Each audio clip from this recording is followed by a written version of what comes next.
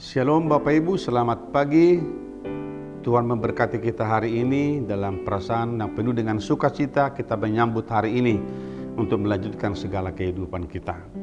Saudaraku, kita akan disapa oleh firman Tuhan hari ini yang tertulis dalam kitab Galatia pasal 5 ayat 22 dan ayat 23a. Demikian bunyinya. Tetapi buah roh ialah kasih, sukacita, damai sejahtera, kesabaran, kemurahan, kebaikan, kesetiaan, kelemah lembutan, penguasaan diri. Tetapi buah roh ialah kasih, sukacita, damai sejahtera, kesabaran, kemurahan, kebaikan, kesetiaan, kelemah lembutan, penguasaan diri. Demikian firman Tuhan.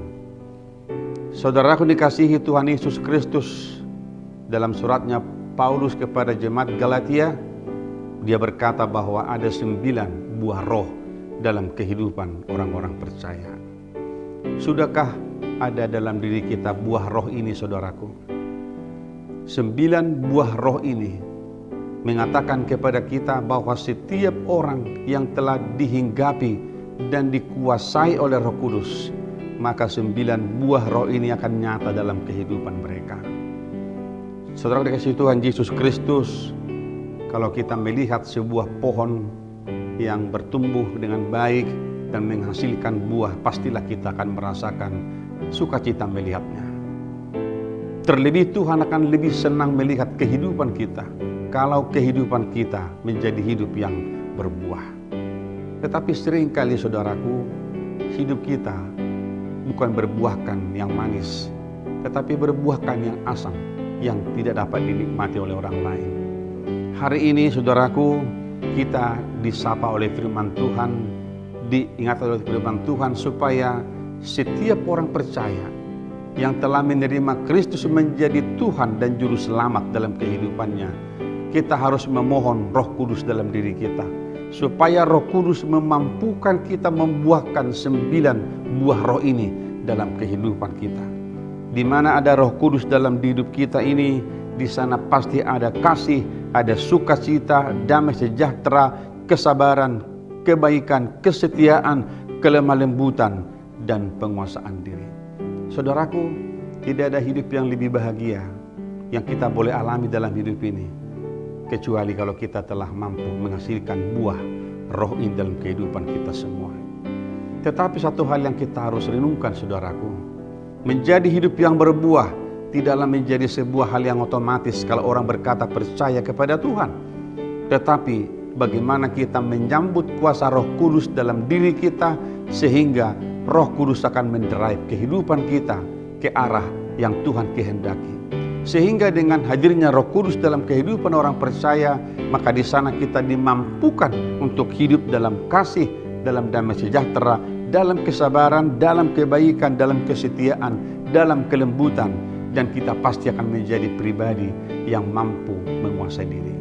Saudaraku, zaman ini zaman yang menantang kehidupan kita. Kita boleh menikmati segala sesuatu di dalam kemajuan kehidupan kita hari ini. Tetapi pertanyaan adalah bagaimana kita menjadi orang Kristen yang berbuah di tengah-tengah kemajuan zaman ini. Oleh karena saudaraku dikasihi Tuhan, mintalah kuasa Roh Kudus itu dalam diri kita, supaya meskipun zaman akan terus berubah, kita berjalan dan melintasi setiap zaman yang maju ini, tetapi hidup orang Kristen harus menjadi hidup yang berbuah sesuai dengan kehendak Tuhan. Hari ini kita akan melanjutkan segala kehidupan kita, segala pekerjaan kita. Tuhan lebih senang kalau hidup saudara dan hidup saya berbuah sebagaimana yang Tuhan kehendaki dalam diri kita masing-masing. Jangan lupa menjaga kesehatan kita di tengah masa pandemi COVID ini. Kita tetap memakai masker, mencuci tangan kita, dan selalu menjauhi kerumunan. Tuhan memberkati kita semua. Amin. Bapa di surga, jadikanlah hidup kami menjadi hidup yang berbuah. Karuniakanlah bagi kami Roh Kudus, supaya dengan kuasa Roh Kudus kami dimampukan untuk membuahkan buah roh ini dalam kehidupan kami, sehingga hidup kami boleh menjadi hidup yang berguna yang bermanfaat dan berguna bagi sesama kami. Terima kasih Bapa, berkati kami hari ini dalam setiap pekerjaan kami. Di dalam nama Tuhan Yesus Kristus kami berdoa dan mengucap syukur. Amin.